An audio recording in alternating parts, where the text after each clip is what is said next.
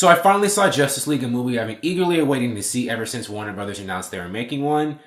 I think a couple of years ago after Batman v Superman. And I know it's had, a troubled production, all this kind of stuff. But now it's out and people are starting to see it. I saw it last night. And I have to say, I did enjoy it. I thought it was really good. Yes, it did have some problems, as a lot of other reviewers have been talking about. But I think that in spite of those problems, Justice League is still a perfectly fine superhero movie. It's, fun, it has action, it has, good story beats, which I'll get into. And, all in all, it was a perfectly sufficient superhero film. However, as I just mentioned, by now, a lot of other reviewers have reviewed it too. And a lot of the, establishments or online print media have been savaging this movie, tearing it apart. I mean, the Rotten Tomato score is terrible. Although the audience score is better, and I'll get into that. I'll talk more about the critics and, the audience at the end of this video, but I'll get into my review really soon. But, a lot of reviewers are basically like busting this movie in the kneecaps right out of the gate, which is, not good at all. But I'm giving you this reviewer's opinion, and here we go. But first, let's talk about the plot a little explanation. In Justice League, the basic plot is Steppenwolf, a general from the planet Apocalypse, has come to Earth to basically take it over and invade it for his boss, Darkseid, the guy who rules all Apocalypse, their home planet. And in order to do this, Steppenwolf is using these 3 devices called mother boxes. And when they are put together, they have all this energy and power that will allow him to basically convert the Earth and make it suitable to be acclimated and to be just like his home planet, Apocalypse. There's all these red skies, all this, weird industrial stuff. Almost, it looks like it would be uninhabitable for people the way we're used to living. However, in the comics, people in Apocalypse seem to be surviving just fine. They're very oppressed and stuff, but the environment itself doesn't really seem to be harmful because there's life forms on Apocalypse. But whatever. Basically, Steppenwolf wants to take the world over and change it into something we wouldn't like it the way it looks in order to make it good for Apocalypse. Now, he tried this before, many years ago, before any of our heroes were alive. In ancient times, he came to Earth to do the same thing, and the Amazons, the Atlanteans, and humans, and, a lot of, superpowered beings back then banded together to repel Steppenwolf, send him back home, and he failed. But the mother boxes were still here on Earth, and the Amazons took one, the Atlanteans took another, and the humans, regular humans, took the third. And so the mother boxes were separated into 3 different areas of the world by 3 different tribes of people, and that's the way it was. And then time passed after Steppenwolf was forced to leave. The Amazons, the Atlanteans, and the humans, and Earth itself, it evolved into the civilization we have today, and they each had their mother boxes. Present day, Steppenwolf comes by, he's like, the second time's the charm. I'm going to take it over this time. And so he comes to Earth to do that. And that's what makes the Justice League members come together, like that song, to stop him. And that's the basic plot. Now I'm going to start with the good, then go to the medium, and then what I thought was bad. The good is, I thought the plot was straightforward. I mean, I know that a lot of other critics are talking about thin on story, no story, but I think the story, I just said what the story is.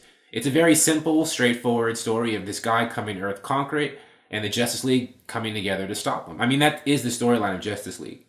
It's just very simple and straightforward and direct. And I think that's good for a movie like this. I don't know if I would call the story thin.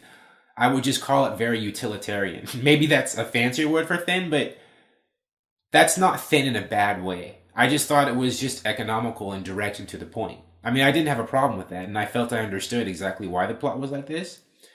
But the best thing about the movie is the character interactions between all the superheroes. Flash, Wonder Woman, Superman. Yes, Superman's in the movie. I don't know if that's a spoiler at this point. Batman, Cyborg, and Aquaman.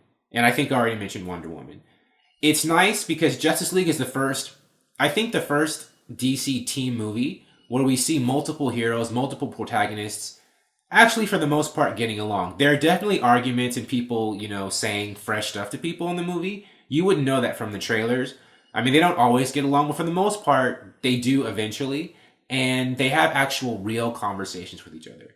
In BVS, we saw Batman and Superman on the screen for the first time. And they spent most of the movie, having kind of a chest puffing contest, like, do you bleed? I'm gonna kill you. You know, they didn't actually have a meaningful, deep dynamic. But in Justice League, the heroes do have that. They actually have actual conversations. They actually trust each other. They can rely on each other. There's depth and there's character interplay and dynamics. I mean, they all get this, each and every one. I feel like, you know, some people might be more memorable than others, but I feel like each character was on screen enough and had enough conversations with other people, either other superheroes or other, I guess, quote unquote, civilian humans, for them to make a presence and, you know, a statement about themselves and, you know, their personality and stuff. And that was great. I mean, the best thing about Justice League is I think we get to see DC's top superheroes, or just DC superheroes in general, actually be superheroes who can rely on each other and don't hate each other. And, you know, it's just nice to see them play off of each other. The action is a good part too. It's not as dynamic and over the top in a good way as I would have hoped for or expected for a movie like this, but it is fine. And the best action scene is actually this middle action scene. And I can't tell you what's happening without putting in spoilers, but it's a very surprising action scene. And it's also very emotional and dynamic because there's a lot of, I guess, emotions in it. I don't know how to say it without spoiling it. And it's a very unexpected action scene. And it's actually the highlight of the movie for me. Now we're going to get into the medium. Now, the medium is like on the cusp of bad. It's the borderline between good and bad. It's where we're starting to get the bad stuff in the movie. But to me, the medium stuff, it's not that bad. It's just, it's okay. But it's not as great as the good stuff. And we'll start with Steppenwolf himself, the main villain. Now, by this point, you've probably seen other videos and read reviews where they trash Steppenwolf, horrible villain and stuff like that.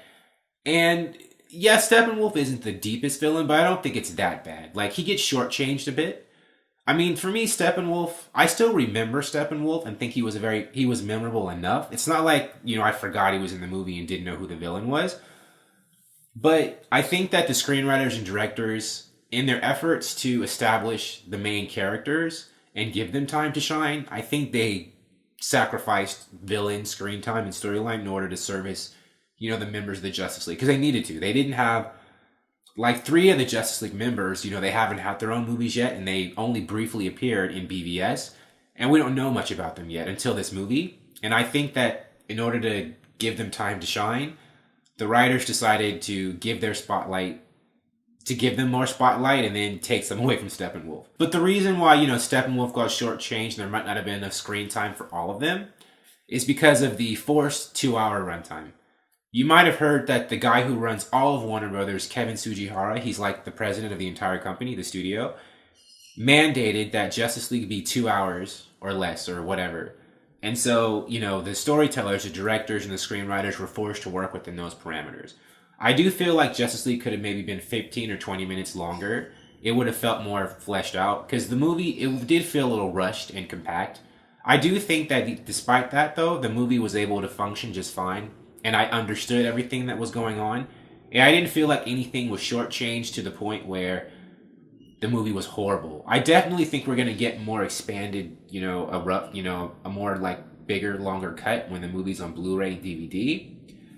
But I think that the people involved, the 2-hour runtime didn't really serve Justice League that well. I thought they worked fine with what they had. I don't think it was bad. But I think it would have been nice if they had been given more miles to work with instead of, you know, 2 miles. Maybe they needed like, you know, 5 miles. Now, the special effects is one of the things that, you know, critics have been tearing apart with this movie.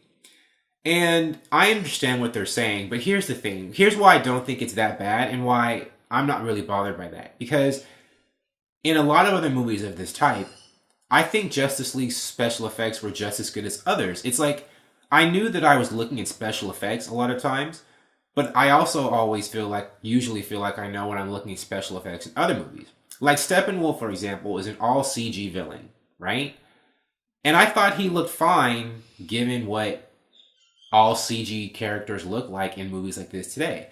Like, I didn't think Steppenwolf looked any worse than, like, the Hulk in Thor Ragnarok, right? The Hulk, I think, was all or mostly CG. Like, when I saw the Hulk in Thor Ragnarok, that did not look like a real flesh and blood creature. That looked like a computer generated character. But again, that didn't take me out of the movie or anything. So I don't, and it didn't with Steppenwolf either. So I don't understand why, you know, in Thor Ragnarok or in other movies when we have all CGI characters whom you could obviously tell are all CGI. People don't complain like this, but when it's in Justice League or DC movies in general, then it's like, oh my goodness, they're so terrible. I thought that they were perfectly on par, except for one area, and that's when we're getting to the bad. In some of the Superman scenes, when they digitally removed his mustache, it looked really bad. Like, you could obviously tell that, you know, his face had been digitally messed with to remove this big bushy mustache that Henry Cavill, the actor who played Superman, had. And it was noticeable. It's not in every Superman scene, but there are some scenes where it's just obvious that they messed with him, and not in a good way. And just to give you a backstory, Justice League started shooting originally, and then I think they had wrapped or whatever, and then Henry Cavill, you know, the actor who plays Superman, went to start doing Mission Impossible, one of those movies. And the character he's playing in that movie, he had to grow a big mustache, a bushy mustache. But then Warner Brothers said, we want to do some reshoots. And so Henry Cavill had to leave, you know, the Mission Impossible shoot to do the Justice League reshoots, more reshoots. And Paramount, the Mission Impossible studio, would not allow Warner Brothers legally to shave Henry Cavill's mustache. So the Warner Brothers people were forced to have to digitally remove his mustache for the reshoot scenes. And so some of those reshoot scenes are mixed in with the original Superman scenes where I don't think he had a mustache. And so, you know, the mustache removal scenes are like glaringly obvious. There's some where the digital effects are better than others. And I'm thinking that is either because of one or two reasons.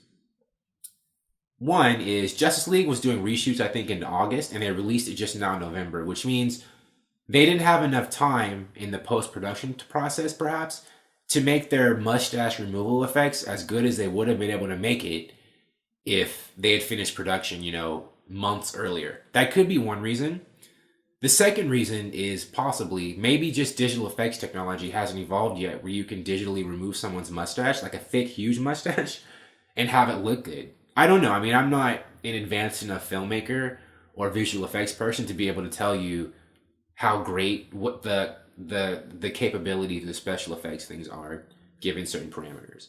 But I will just say there were certain scenes where Henry Cavill's mustache, the digital removal, was terrible. But not all of them.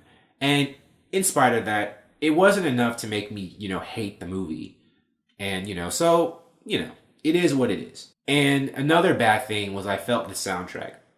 Now, I know Danny Elfman has created some iconic, memorable themes, like the 1989 Batman theme. I think the Spider-Man theme in 1 or 2.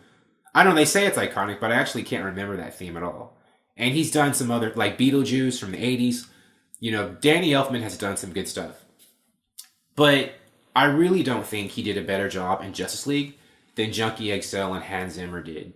Like, their scores were epic, and I didn't feel Justice League had an epic score. But in spite of all that, I do think that Justice League is a solid, entertaining superhero blockbuster movie that maybe is getting harsher treatment from critics than I think it deserves, unfortunately, which may harm its box office chances a little bit. I mean, I do think that there are like a lot of like audience members who are on the fence about movies sometimes, and they say, oh, it's not getting good reviews, I'm not going to see it, I'm going to wait. I mean, I don't know how many people are like that, but there's some, and that might harm Justice League a little bit. I know that there are reports that Justice League, if it doesn't make as much money in its opening weekend domestically as Thor Ragnarok, going to look bad. You know, Warner Brothers has to make X, Y, and Z money, blah, blah, blah, blah with this. And if they don't, you know, it'll be an embarrassment. I don't know how things are going to shake out, and I don't exactly know what Warner Brothers' internal metrics for this movie they've set, what their barometer for success is. I do think that Justice League is fine. I mean, I don't think it's a horrible movie at all. And I think it's getting... I mean, it's not like the criticism... It doesn't deserve to be criticized, but I think that that people are kind of passionately criticizing it a bit more than I think they should, which is unfortunate. Especially since, you know, there were social media reactions that were released earlier, and those social media reactions were relatively positive, it seemed. And so it's kind of a shell shock now when the official full-fledged reviews come out, and it's just like a complete, you know, let's tear it apart. They've got their knives out. It's stunning. Like, what the heck happened? And I think a lot of people are kind of like that. Like, they were very surprised. And so that also, I think, makes it even doubly kind of maybe horrible for people who are rooting for this movie. We'll see, though. I mean, I know word of mouth. I don't know what word of mouth is. I just saw the movie, and I wasn't like surveying people after it was over, so I don't know how general audiences feel about it. I know that the audience side of the Rotten Tomatoes score is like 89%, last I checked, or 90, while the critical review is 37. So there's a huge disparity between what regular people like, I guess, and official established critics, you know, of the elite entertainment trades. Most of them think. So we'll see. We'll see if audiences. I do think Justice League will have a 100 million plus opening weekend, but you know, I don't know how much beyond that it'll have. I'm not. Maybe it will. Maybe it will surpass and do really well, overperform. But it's possible that the critical drubbing could have hurt it, unless audiences can tip over like that scale even higher than it's already going to be tipped over. I don't know. I'll definitely be, you know, watching this as we go forward. But my personal review here on Super Nerd Video is Justice League's fine. I recommend seeing it. It's not perfect. It definitely has its flaws, but it's still an enjoyable time at the movies. And I hope that it makes enough money or does enough of what it's supposed to do for Warner Brothers to make more Justice League movies and to continue with the DC cinematic universe. Because I'm a DC fan. I want to see more DC movies. And I think a lot of people, DC fans and non-DC fans, wouldn't be bothered at all if DC movies and Justice League characters continued. So let's try to stay positive, stay hopeful, and have a good time at the movies. Go see Justice League if you haven't already. Be your own critic. Thank you for watching. I appreciate you watching this movie with me. I'm going to probably do a few more Justice League and DC videos over this weekend because the topic's hot and I have more to say about it with spoilers. But thank you so much and have a nice day. Bye.